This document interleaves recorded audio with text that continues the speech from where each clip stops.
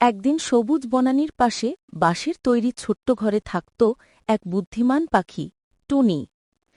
টুনি রান্না করতে খুব ভালোবাসত, কিন্তু আজ তার মন খারাপ, কারণ গ্রামের সব পাখিরা বলত, টুনি তো শুধু ভাত ডাল রান্না করতে পারে।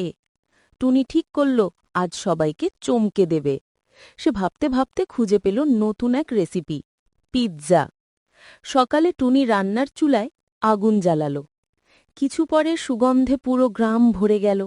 পাশের ঘরের লালচে পাখি ছুটে এসে বলল, ওরে টুনি, কি বানাচ্ছিস, এত দারুণ গন্ধ। টুনি হাসল, বলল, অপেক্ষা করো, দেখবি। এদিকে কালো কাক দাদুও এসে হাজির। সে টুনিকে সাহায্য করতে করতে পিৎজাগুলো ঘরের ছাদের ওপর সাজিয়ে রাখল, যেন ঠান্ডা হয়।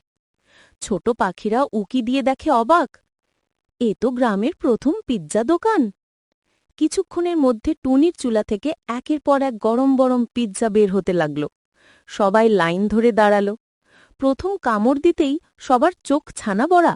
ও মা, টুনির রান্না তো শহরের মতো। সেই দিন থেকে গ্রামের নাম হয়ে গেল টুনির পিৎজা গ্রাম। আর টুনি, সে হয়ে গেল পাখি দুনিয়ার সেরা শেফ।